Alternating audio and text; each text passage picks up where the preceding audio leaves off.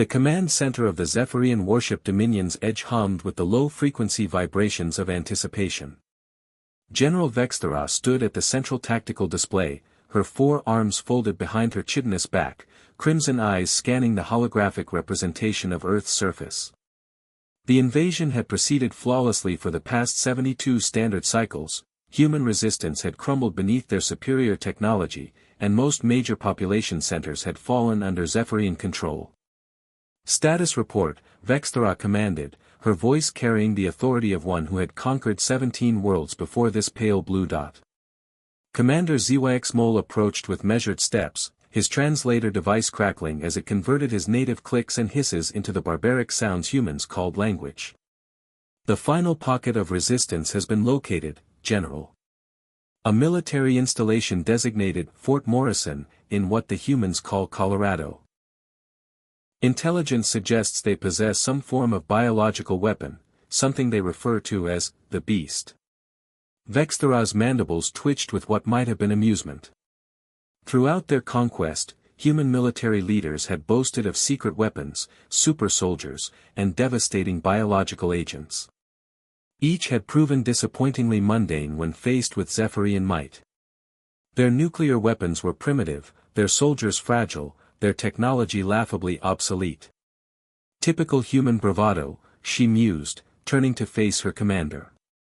What intelligence do we have on this beast of theirs? Minimal, General. Our scouts report unusual energy signatures from the compound, and intercepted communications suggest it requires specialized containment. The humans seem genuinely fearful of it. ZYX-Mole paused, consulting his tactical pad. They've been unwilling to deploy it until now, even as their world fell around them. This gave Vexthera pause. In her experience, desperate prey always revealed their most dangerous capabilities in their final moments.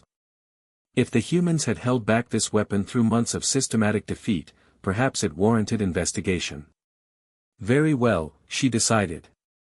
Surround the facility. Standard siege protocols. And prepare the interrogation chambers. We'll extract whatever information we need about this weapon before we claim it. The siege of Fort Morrison lasted 3 days. The human defenders fought with the desperate ferocity of cornered animals, but Zephyrian plasma weapons and energy shields rendered their projectile weapons largely ineffective. When the outer defenses finally fell, Vexthera led the assault herself, accompanied by her elite guard. They found the surviving humans, a mere dozen soldiers and scientists, barricaded in the facility's central laboratory. At their head stood a graying human male in military dress, his face etched with exhaustion and defeat. I am General Vexthera of the 3rd Zephyrian Fleet, she announced, her translator rendering the words in the human tongue. You will surrender immediately and reveal the location of your biological weapon. The human general, his insignia identified him as Morrison, likely the installation's namesake, stepped forward with surprising dignity. I am General Marcus Morrison, United States Army. And I'm afraid you're not going to like what you find. Threats are meaningless now, human. Your species has already lost. We require only the beast you've been harboring here. Morrison actually smiled at this, an expression that seemed oddly sad. Sergeant Rodriguez, he called to one of his subordinates. Bring her out.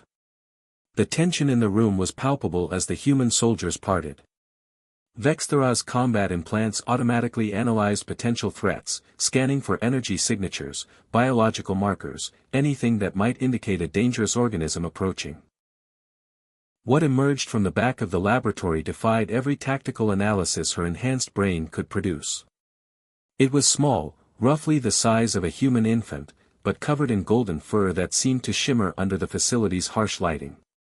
It moved on 4 legs with an awkward, bouncing gait, and as it approached, it began making soft, rhythmic sounds that the translator identified as some form of vocalization, though not language. The creature, the beast, looked up at the towering alien general with large, dark eyes that seemed to sparkle with innocent curiosity. Its tail moved in rapid sweeping motions, and the soft vocalizations increased in frequency and pitch. This? Vexthera's voice carried disbelief that transcended species barriers. This is your ultimate weapon. Meet Luna, Morrison said, his voice thick with emotion. Golden Retriever, 8 weeks old. Born right here in the facility 3 days after your ships appeared in our skies. The small creature had somehow navigated through the forest of armored alien legs and was now sitting directly in front of Vexthera, its head tilted at an angle that the general's tactical computer unhelpfully identified as endearing. The puppy looked up at her with those impossibly large eyes and made a small, questioning sound. I don't understand, Vexthera said, though even as she spoke, something strange was happening to her combat systems. Her threat assessment protocols kept misfiring, unable to classify the small creature as either dangerous or harmless. Worse, her attention kept being drawn to those eyes, and the soft fur that looked remarkably touchable. You see, General, Morrison continued, we realized something about your species during these months of occupation. You're warriors, conquerors, perfectly adapted for domination and control. But there's something you don't have, something evolution never gave you. He gestured to Luna, who had begun to investigate Vexthera's armored foot with her nose. You've never encountered anything that exists purely to love and be loved in return. As if to demonstrate Morrison's point, Luna apparently decided that the general's foot was interesting enough to deserve a small, experimental lick. The sensation of a warm, wet tongue against her armor sent completely unprecedented data through Vexthera's nervous system. What is it doing? She asked, her voice smaller than it had been in decades. She likes you, Morrison said simply. That's what puppies do.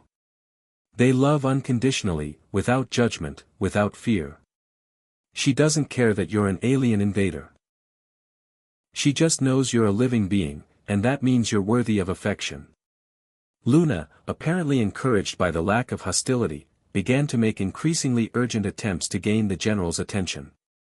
She bounced up and down, her small paws barely reaching Vexthera's knee plates, making soft whimpering sounds that seemed designed to melt hearts across species barriers. Vexthera found herself kneeling without conscious decision, bringing her face closer to the small creature's level.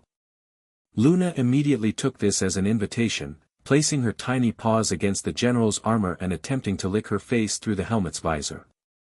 This is ridiculous, Vexthera muttered, but her voice lacked conviction. It's just a small animal. It serves no strategic purpose. Exactly, Morrison said. That's what makes it the perfect weapon against a species that thinks only in terms of conquest and utility. What do you do with something that serves no purpose except to make you happy? As Luna finally succeeded in her mission and delivered an enthusiastic lick to Vexthera's visor, something fundamental shifted in the general's worldview. For the first time in her long military career, she encountered something that didn't want anything from her except her presence and attention. The beast, it turned out, was not a weapon of war, but something far more dangerous to a conquering species. It was a teacher of love, wrapped in golden fur and armed with nothing but an inexhaustible capacity for joy. And in that moment, as Luna curled up against her armored chest and began to make soft, contented sounds, General Vexthera began to understand why the humans had been so afraid to deploy their ultimate weapon. It wasn't because it might destroy their enemies. It was because it might save them.